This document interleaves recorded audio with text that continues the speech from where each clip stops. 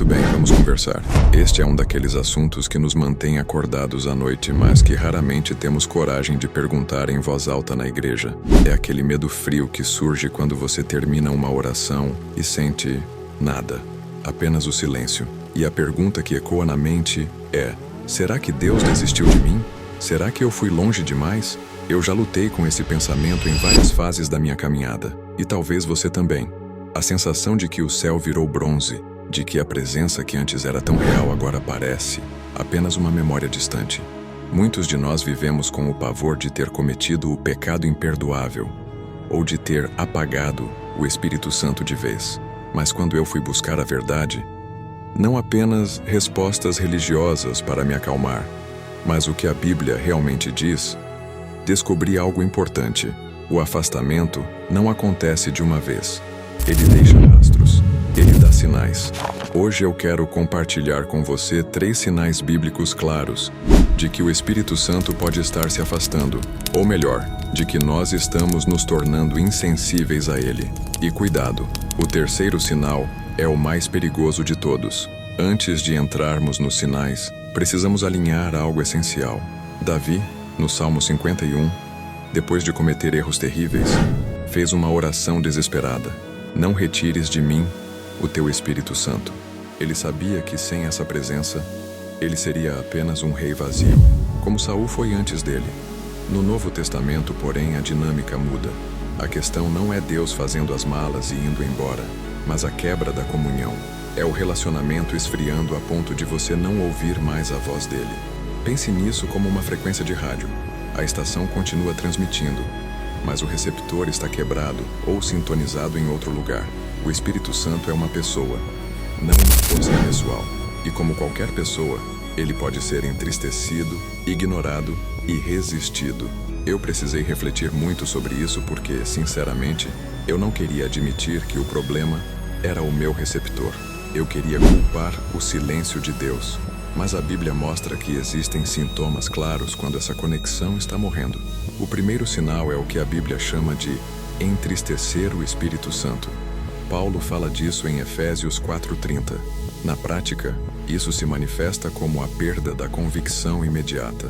Lembra de quando você se converteu ou de quando estava espiritualmente em chamas? Uma pequena mentira, um pensamento impuro ou uma atitude errada já geravam um peso no coração. O alarme tocava na hora. Você não conseguia ignorar. Com o tempo, porém, você comete o mesmo erro. O alarme toca mais baixo. Você faz de novo e de novo, até que chega um dia em que você peca e não sente absolutamente nada. No começo, isso parece liberdade. Você pensa: nada aconteceu comigo, mas na verdade é uma tragédia espiritual. É a formação de um calo. Quando alguém aprende a tocar violão, os dedos doem no início. A pele é sensível, mas com a repetição ela endurece e perde a sensibilidade. Espiritualmente, acontece a mesma coisa. O Espírito Santo tem a função de nos convencer do pecado. Se hoje você consegue assistir coisas que antes te ofendiam, falar palavras que antes te envergonhavam, ou alimentar mágoas que antes você corria para resolver, e tudo isso sem sentir aquele aperto santo no peito, isso é um alerta sério. Isso não significa que Deus, que Ele está triste. A palavra usada na Bíblia indica uma mágoa profunda, como a de um amigo traído. E quando alguém está profundamente magoado, a intimidade diminui. A conversa fica escassa. O silêncio toma espaço.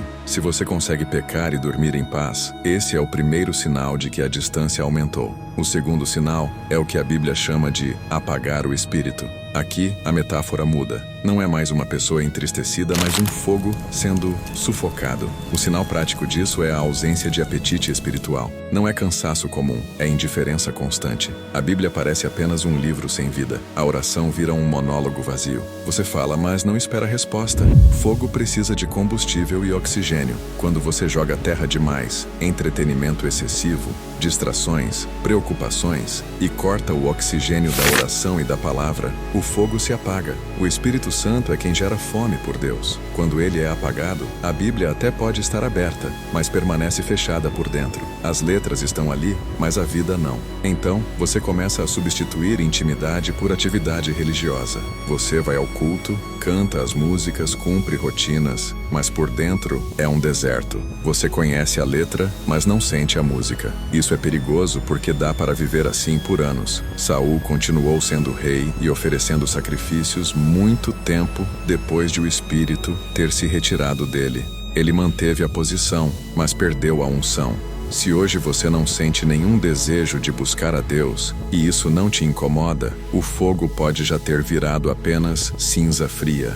O terceiro sinal é o mais grave de todos. É o que a Bíblia chama de resistir ao Espírito Santo. Aqui não é só insensibilidade, nem falta de apetite. Aqui, você começa a justificar o erro. Você começa a discutir com a verdade. Em vez de buscar santidade, você busca argumentos para permanecer no pecado. Você começa a dizer frases como: Deus conhece meu coração. Isso era para outra época. Não é pecado se não machucar ninguém. A graça passa a ser usada como desculpa para a desobediência. Eu já estive nesse lugar. Eu não buscava a verdade, eu buscava validação. Lia artigos, assistia mensagens e procurava alguém que dissesse que eu estava certo. Resistir ao Espírito é quando ele aponta uma área da sua vida, um relacionamento errado, um vício escondido, uma prática desonesta, e você diz não. Para sustentar esse não, você cria uma teologia própria onde você está certo e a Bíblia está errada. Hebreus alerta que o endurecimento é progressivo. Cada vez que você ignora a voz de Deus, o coração fica mais duro, até virar pedra. E pedra não sente, não reage e não responde. Talvez você tenha ouvido tudo isso e pensado: acabou para mim, meu coração já está duro. Mas aqui está